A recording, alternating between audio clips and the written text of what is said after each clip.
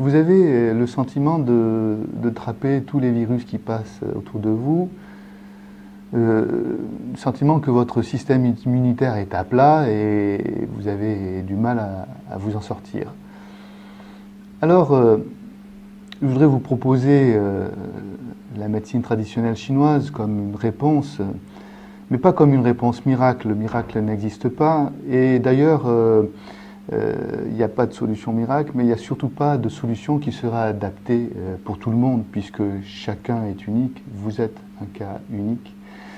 Donc il s'agit ici, là, toujours pareil, de bien repérer, identifier tous les signes qui sont apparus dans ces difficultés que vous vivez depuis des semaines, des mois, pour essayer d'établir un scénario, d'essayer d'établir un tableau cohérent de ce qui s'est passé pour mieux comprendre. Comprendre n'est pas guérir, mais si ce diagnostic est fait sérieusement, il peut apporter des réponses efficaces, des solutions efficaces.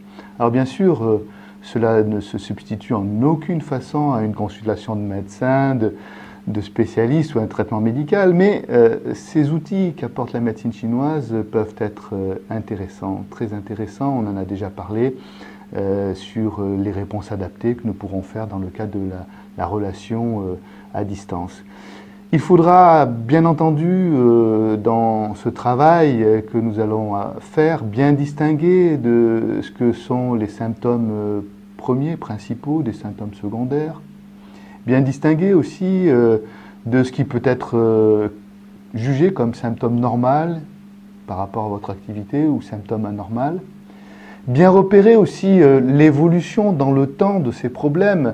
Comment vous avez réagi, comment votre corps a réagi, votre esprit, et comment ces problèmes se sont amplifiés, baissés, pour bien repérer au travers de cette évolution qu'est-ce qui joue, quels sont les mécanismes qui sont aujourd'hui chez vous posent problème.